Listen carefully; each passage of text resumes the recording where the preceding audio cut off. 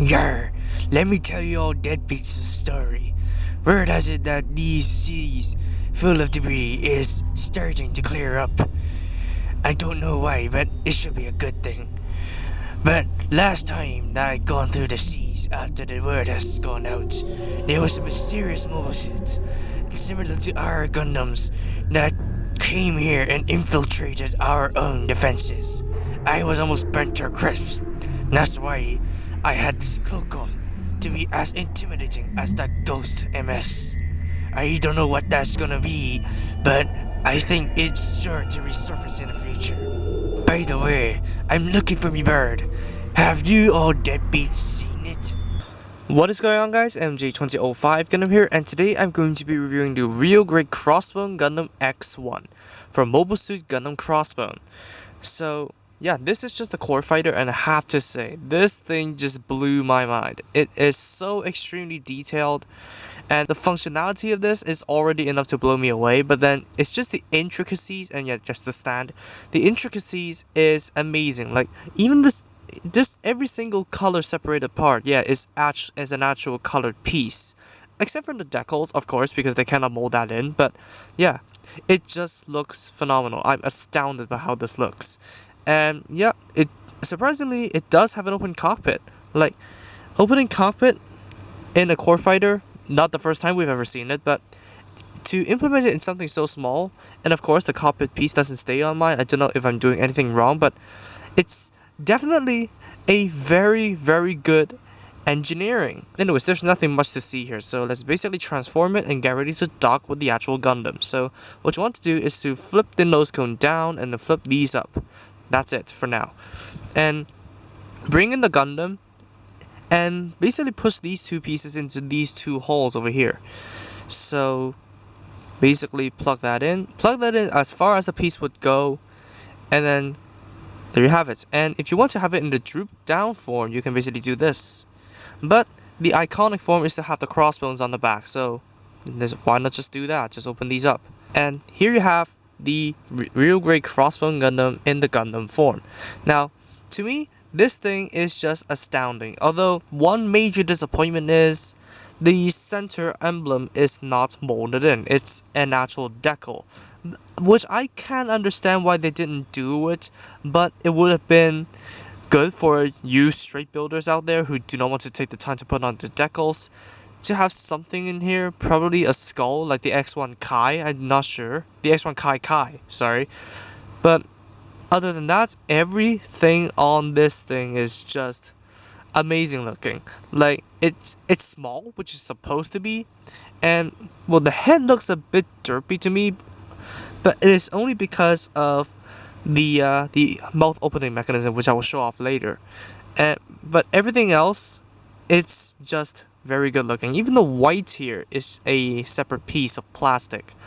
All the color apps are basically there, although yeah, I did use black paint to basically bring out the eye holes and the nostrils of the skull on the forehead, which did pain me, but yeah, it's worth the work. So for me, it took me 5 hours to build, including putting on the decals, and I have to say, to bring out such a result in such a short amount of time, it's basically, man, this thing is phenomenal. Stickers, of course, you have the decals, but the ones in the straight build you want to use is the eye stickers.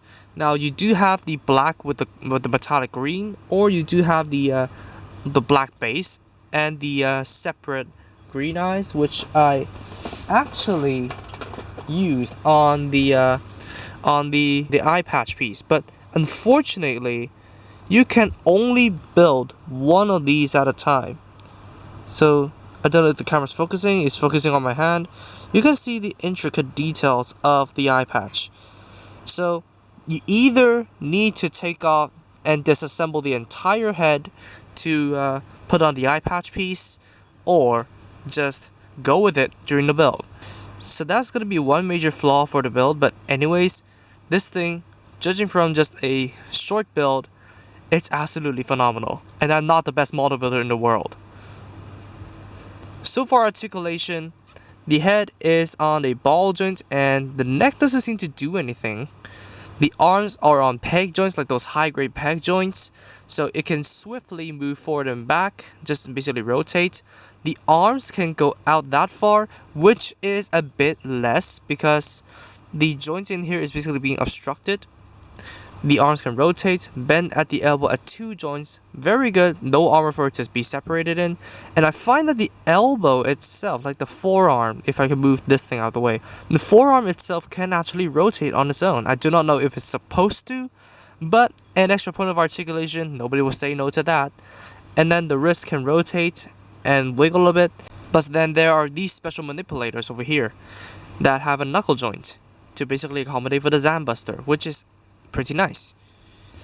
And then the waist, you still have a peg and no crunch whatsoever, but it is all because of needing to implement the core fighter mechanics. So I can understand if there is next to no crunches, but you still get a bit of rotation. So front skirts can move, side skirts can move, back skirts can move, and then the legs, they do not have any unique mechanics. So all they can do is go forwards, backwards, outwards, all the way in every direction, as is all the real grades that come out nowadays.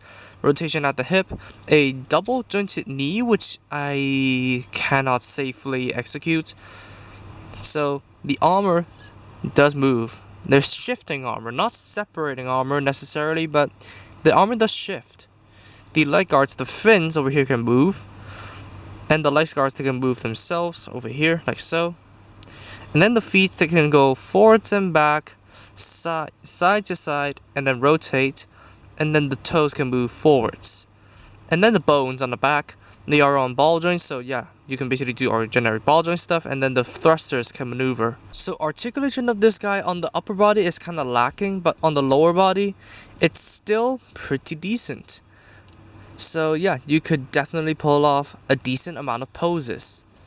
But of course, it is a real grade, so the footing can get you some pains in the ass.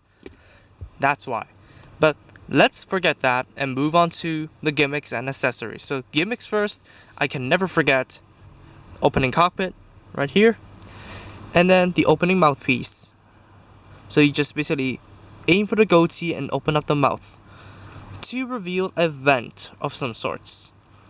I was never sure why the F91 and the Crossbones have this, but yeah, it's there. You can basically cosplay as the Walter Gundam.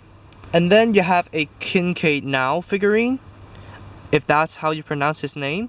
And then let's move on to the accessories. So first of all, you get your standard pair of beam sabers with the clear paint beams. Now I do not know where these are stored on the body because the instructions doesn't show anywhere that you can be stored. It can be held in the hand. Now the holes right down the handle basically allows the peg in the holding hand to peg through so that it would not lose its position. So there you have it, it's the Crossbone holding the beam saber. And now let's amp up the melee party, shouldn't we? We have the beam Zamber, which, yeah, decal work is not the best in the world, and the actual guard over here, I don't know, what part is this? This actual part over here is not actually solid. It does come with an awesome looking beam effect part for you to plug in. And same thing, it could be held in the hand. So there you have it. And then the ranged weapon, the beam buster. Now this is basically just a musket. And I have to say, not a lot of Gundams use muskets. Like, not a lot of Gundams use Napoleon weapons. So you do get 2 special holding hands for the musket. So you get these thumbs up finger gun hands. So I'm gonna do this on the left hand because the right hand already has the Zamber. Now it goes in the same way as the other melee weapons do. It has a peg in the hand which actually pegs right into the beam buster. So let me just swap out the hands and there you go. It also has a slight angle as well, so it will not look weird. But if you do not like the individual weapons, you can combine these two into the Zambuster. So basically what you need to do for the musket is to basically flip this piece up and flip the handle down. And then for the beam Zamper, you basically flip this piece all the way up, rotate it, and then collapse it down again. And then combine them, like so. And then use the holding hand and take advantage of the knuckle joint to angle it. And now you basically have the Zan Buster. I must say it's a weird gun to try to use, but yeah, it's there and it looks absolutely amazing. For storage, both these weapons can be stored on the side skirts with pegs. So there you have it. Under the feet, you have holes, which are basically for the heat daggers that protrude out of the feet, like so. These are not just your standard diamond-shaped blades or pentagonal blades. They are rather an army knife kind of shape, or kind of like a short cutlass shape blade thing. So yeah, they can just basically come out of the boots. And color the blade orange if you want to. This is a heat blade after all, but if you do not like blades protruding out of the feet, the handles are stored in the shins. So there are 2 tabs. You try and fiddle around until you get these out. And then you basically use the blades on here. And there's a specific way you can connect it. So there are different depths in the hole, which basically means the peg go in the deeper depth. I don't know if that's a great representation, but yeah, it's good enough. And here you have a heat dagger, handheld. And there you go. A handheld heat dagger. And then we move on to the gauntlets over here. So there are 2 different configurations that you can display this in. First of all is the offensive configuration. So what you need to do, for both of them, you need to switch out for the fist hands because for some reason these are too large. Switch out for the fists. And then the offensive configuration is basically this and the spike right here. So go ahead and jab some people in the eyes. But then the defensive configuration, the beam shield. But then that basically means you only have a spike left. So if you want the double jabber, there you go, just swap it out and there you go. And then finally, my favorite weapon of this thing, the clamps on the front skirt. So what you need to do, I'm gonna show it on one of the skirts only. Flip it out, take it off. You basically flip out the clamps over here and the chains are here. So basically plug this thing into the one end of the chain and then plug in the peg into where the front skirt was. And now you can go ahead and confiscate others' weapons and use them for yourself. Just like what the full cloth did to the Gundam The End in Gundam Build Fighters Try. This weapon is a pretty good implementation and I absolutely love it. Now I doubt that it could hold anything. Here's the G-Self's rifle. And let me see if we can get it to hold it. There are some convenient sweet spots. Nope, it can't hold it. So it's only there for display, but yeah, it's still an option. I'm not sure if the chain is actually flexible. I do not want to risk it just in case it breaks. So yeah, if you're a risky devil, then go for it. Just try to see if you can bend the chain into all sorts of different configurations. And then, if you want your crossbone to take up more of an edgier appearance, you get the mantle, the anti-beam coating mantle.